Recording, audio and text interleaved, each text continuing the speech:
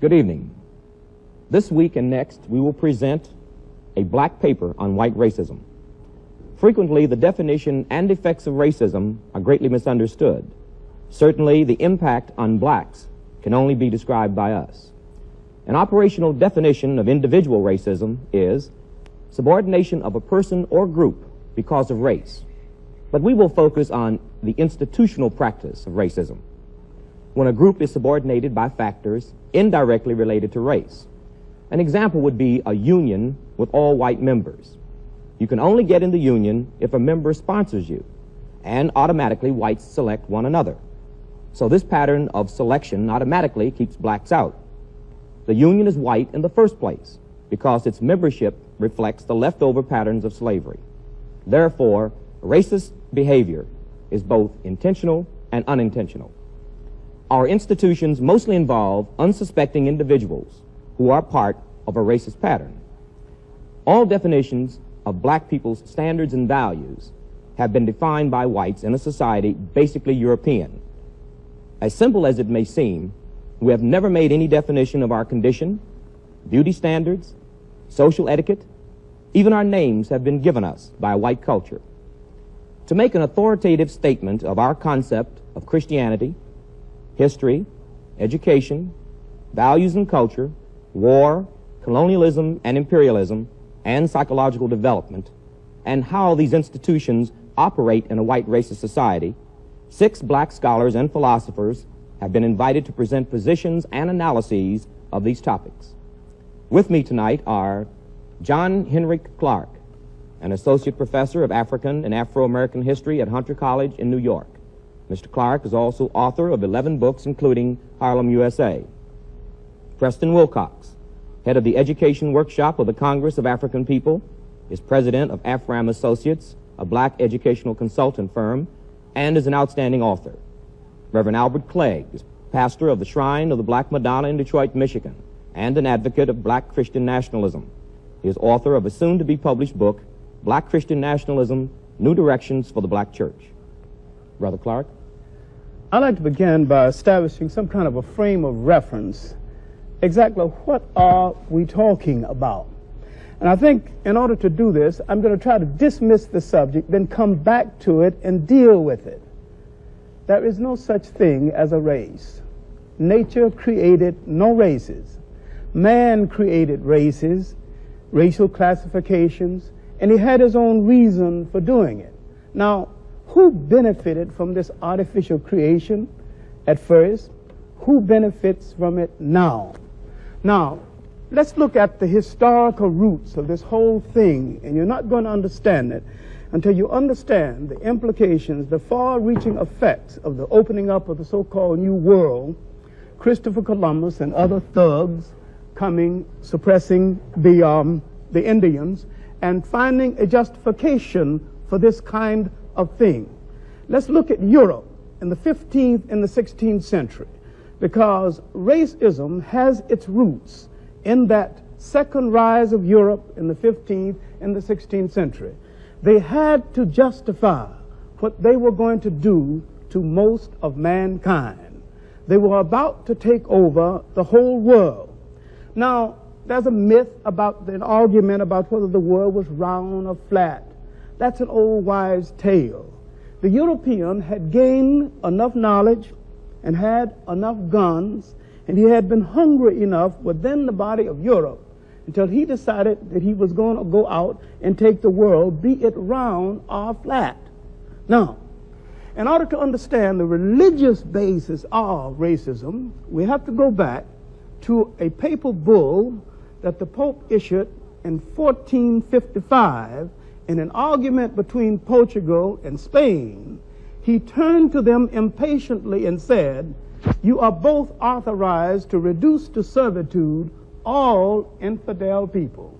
And it just so happens that most of the so-called infidels were non-European people, non-white people.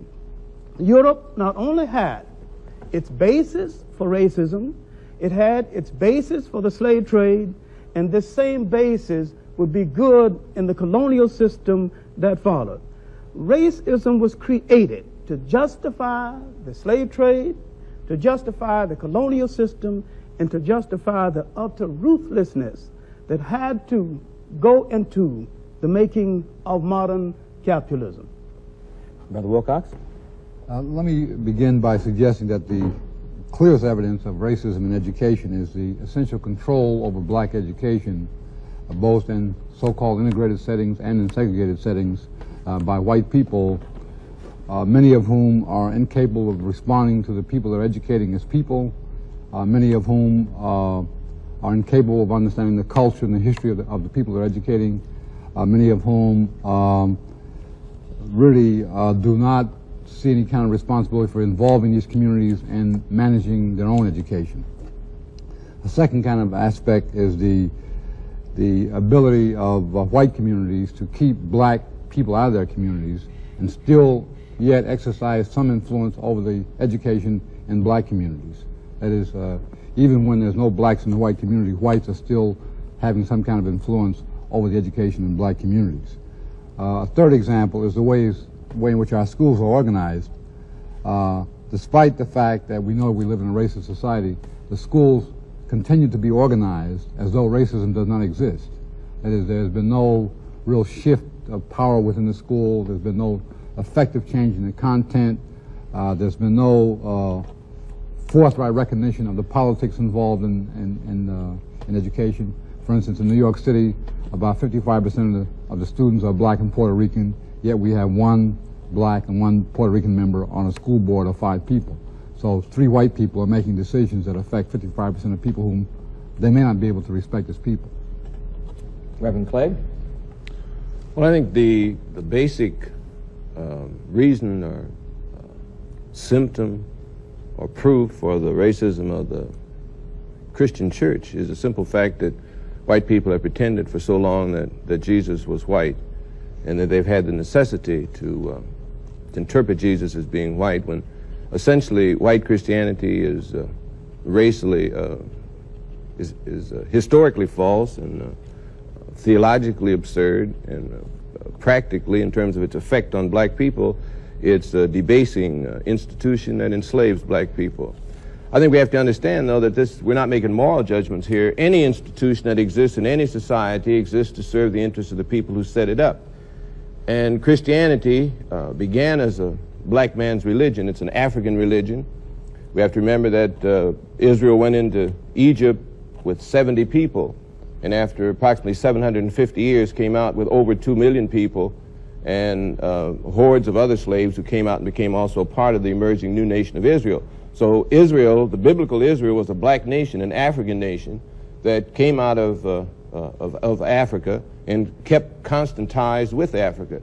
And so we have to remember then that Jesus was a black Messiah, not a white Messiah, and he comes out of the whole historical background of Africa, of African traditions, of African history, of African culture, the concept of communalism, the concept of a chosen people, the concept of kingdom of God on earth. All these things were out of African tradition, not out of the white man's tradition. And Jesus was essentially a revolutionary Messiah who was trying to lead a black people in a revolt, in a struggle and conflict with a white Gentile oppressor.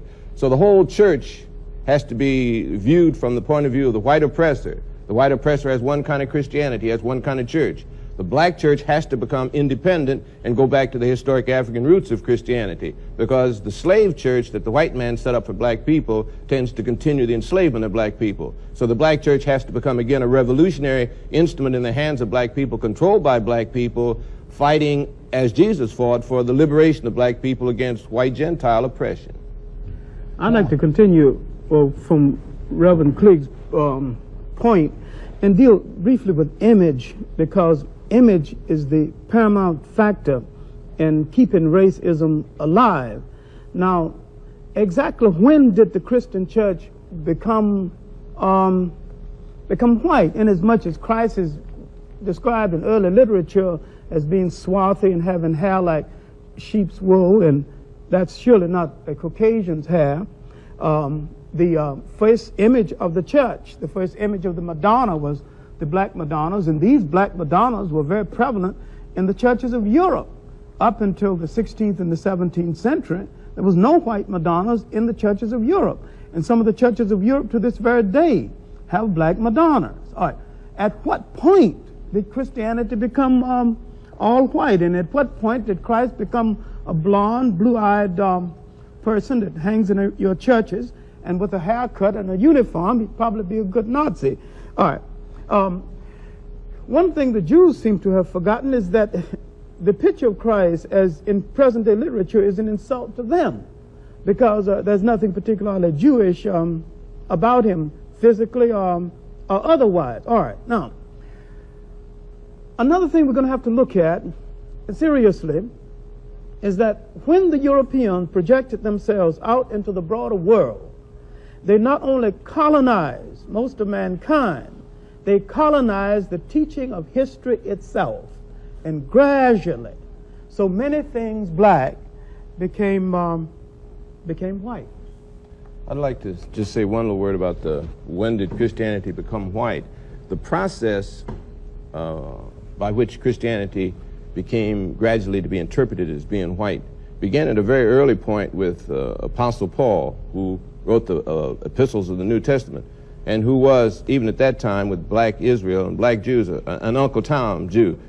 He was an Uncle Tom black Jew, and he wanted to identify with white Gentile world. He prided himself on being a Pharisee, but more on being having Roman citizenship.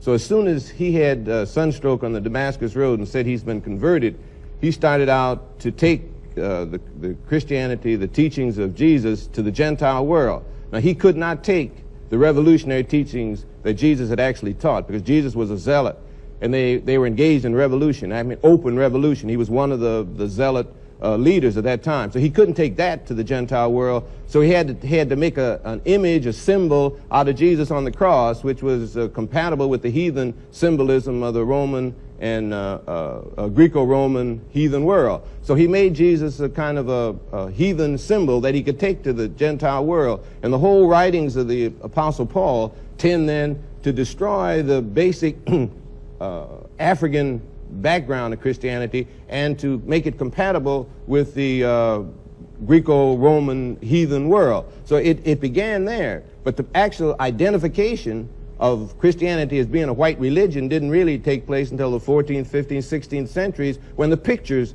were being painted and paid for by the Catholic Church. At that point, white people had decided to declare black people inferior. And so the whole concept of Jesus being black, or the Madonna being black, was unacceptable to white people at all. A whole new type of slavery was beginning to emerge. The old type of slavery in Egypt, Joseph was a slave who rose to be second only to Pharaoh. A whole different concept of slavery. You were a slave only in the terms that your labor was taken. But gradually the white man declared that anyone who was non-white, who was enslaved, was declared to be inferior, therefore had a whole different kind of existence. So the whole gradual thing was a part of the slavery process that Dr. Clark mentioned, a part of the betrayal of the Apostle Paul, and a part of the fall of Jerusalem and the fort, and when Jews were scattered all over the world. We have to remember one thing I think is very important, that the white Jews that we see today have no bloodline connection with the Jews of the biblical period. They were converted to Judaism in Europe and in Russia. They were converted and have no bloodline connection with the black Jews who make up the biblical Israel that the Bible writes about and of which Jesus was a part. Well, what happened to the black Jews? The black Jews are still in existence. There are black Jews in America. There are black Jews all over Africa. There are black Jews in Palestine. There are black Jews everywhere. Diane's daughter complained not more than 2 years ago that black Jews had moved on either side of her house, and therefore her property had depreciated in Palestine. Black Jews had depreciated her property. Jews had moved directly from Palestine to India, and the community celebrated its 1900th anniversary or something, and they had white Jews who had emigrated from Europe and black Jews who had originally come from Jerusalem at the fall of Jerusalem, had an uninterrupted straight line of connection from the fall of Jerusalem to India. All over the world there are black Jews. But the Zionist Jews who had been converted to Judaism have taken over the control of the definition of what Judaism is, as white people do with anything. If they come into it, they take it over and define what it is, as you stated in your introductory statement. So we have to remember that white Jews, when you see them on the street, are not the Jews of the biblical period. And that sometimes confuses black people who ought to be black Christian nationalists.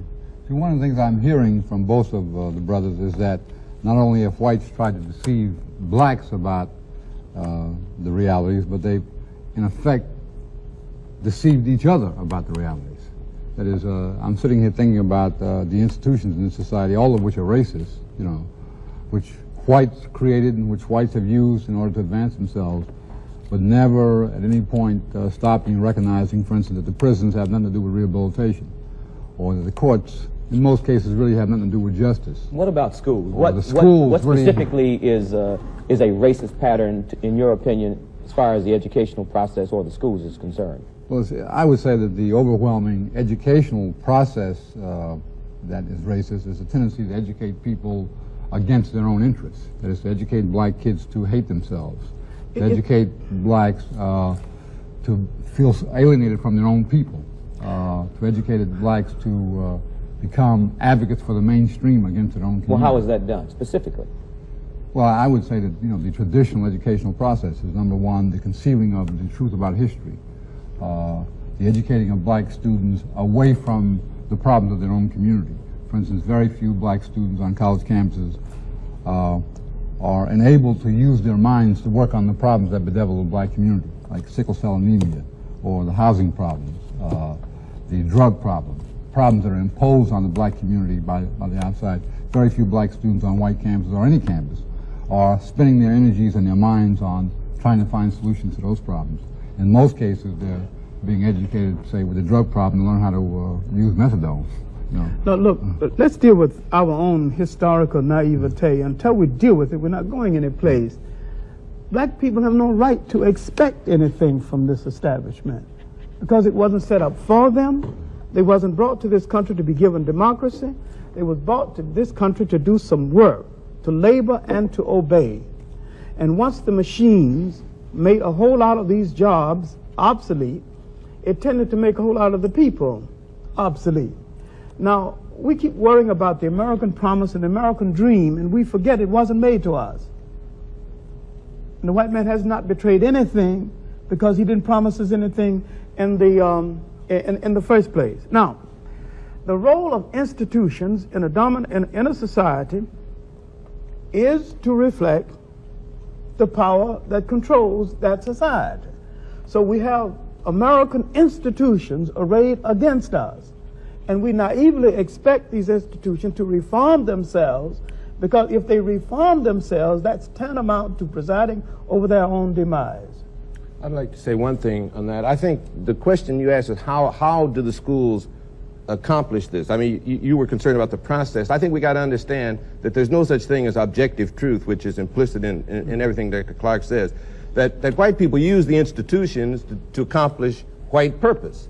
The white purpose is to maintain a power position and keep everybody else in a subordinate, powerless kind of position. Now that's the institution's purpose, and that's the way it functions and how it functions. And we got to realize then that everything that the schools teach is designed to fit into that purpose. The schools teach not objective truth, but what the white man wants to project as truth. Now that's from the very kindergarten right straight on through. Well, for example, what? Sociology. Sociology is not a science in the sense that it's dealing objectively with the way people live together. It's dealing with the white man's pattern of living together as the norm by which we judge how other people live. If you live like white people live, then you're living the way you are supposed to live. If not, you're either primitive or insane as a people. Psychologically, it's the same thing. Psychology does not deal with any objective kind of discussion or development of how people live or analysis of how people function as individuals, but how does the white man function? If the white man does it this way, then this is the norm by which we judge all other people. If the white man is violent, then actually all people have to be violent to be normal. If you're not violent, obviously there's something wrong with you and you should be in an insane asylum. The whole pattern that's set up as a norm for human behavior by psychologists, the whole library full of it. Psychiatrists, everybody that's dealing with it is dealing with it from a white point of view. So they have they teach white children, black children and white children, to look through white eyes. From the kindergarten on, the black child is beginning to look at the world and interpret it through white eyes. Everything he is wrong. Everything that exists in his community is wrong. And we ought to declare that white music really is no good, that white psychology is no good. The white man either acts like we do or he's insane. White sociology is no good. The very structure of white society indicates that white people, obviously, in social structure are either insane or they're abnormal. So we have to project then a black psychology, a black sociology, a black music, a black history that takes in the realities and that is essentially sound, as opposed to the mythology that the white man has developed out of his own ignorance, for one thing, out of his non-creativity, because the white man has never created anything. He's stolen things but never created anything. He cannot actually deal with history because history is a recital of his total failure and his total absence of making any genuine contribution to the world. If we define a black psychology, a black sociology, where will we use these? Where would we use? We'd use them first to unscramble our own mixed up minds. If we could understand that black psychology is the psychology that the black man has to have if he's going to escape from powerlessness in a white man's world. Now, the struggle is a struggle between black people for power and white people to keep power. Now, all we're dealing with is a power struggle. Every institution that the white man has, he uses in this power struggle. There's nothing wrong with that, nothing immoral about it. Any people would do that. When we get on top, we're going to do exactly the same thing. We're going to use every institution to perpetuate black power. And the white man's going to have to fight up from the bottom again for another, 100 million years trying to get back to a position of power. There's nothing wrong with fighting for power, but the thing that's wrong is for powerless people to accept their powerlessness and to accept the definition by which they are maintained powerless and to accept the institutions which perpetuate their powerlessness. So that's why I think the black church has to become a power base for black people in changing this total institutional conception structure that black people are living in. We've got to use it as a base to spin off all the institutions that black people need that come from a black perspective, a black orientation, and are concerned with black power as opposed to white power. Let's go back to this value, and I think I don't think we've gone over it too well. We need to look at what kind of societies did black people come out of? What happened before this interference? Now, we came out of basic pluralistic societies, but we came out of sharing societies where nobody was very rich and nobody at all was poor. Now, an African in these societies would no more kill a deer and say, "This is mine," than he would fly, because he didn't think that way. He thought of all property as belonging to the total community. Now, we were brought into a society as slaves just at the time the concept of private property and capitalism was getting well underway with the backing of the church. Now, there is a clash between the values of, the best values of the society we came out of and the society that enslaved us. And too many of us are tied up with these values, the sacredness of private property. What is so sacred about private property? What is so sacred about one man taking upon himself more than he could use in a lifetime while people walking by this mountain of wealth starving? Nothing particularly sacred about this. And these things did not exist in these old societies until these old societies began to have internal differences, and the European came in, and the African naively permitted him to arbitrate an African family dispute until we understand that up on sight, the African invited the European for dinner. That's the first thing he did. The Indian invited the European for dinner. The Polynesians invited the European for dinner. Now, if you invite people for dinner, first place, you've got plenty dinner, and you have a society that is traditionally hospitable to strangers. The Indians invited Christopher Columbus for dinner, the first thing they did. All right, now let's look at what was happening inside of Christopher Columbus's mind, and we can go to his own diary for this. He said, "I wonder why they are so friendly. They'll be easier to conquer than I thought they would be. I wonder why they're bringing such small amounts of gold. I wonder where the mines are." His intentions were not good. It wasn't good then. The intentions are not good now.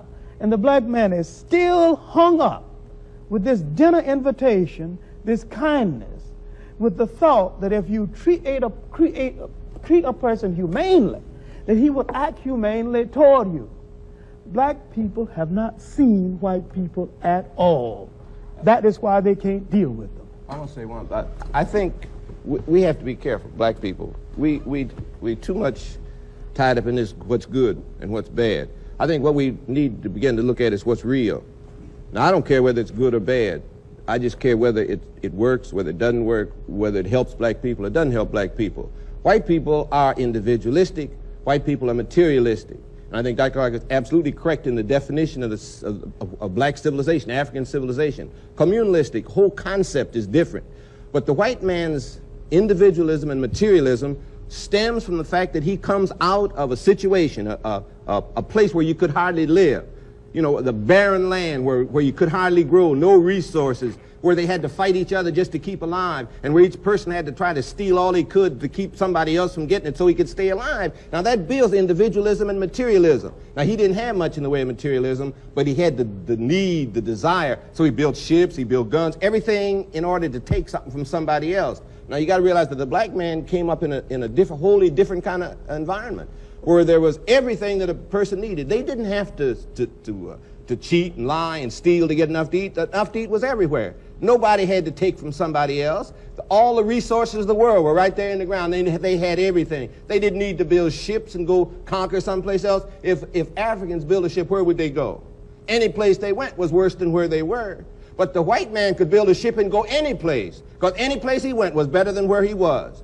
Anything that he could take was better than what he already had. So we're dealing with the cultures of two people that stem from the kind of situation in which they live.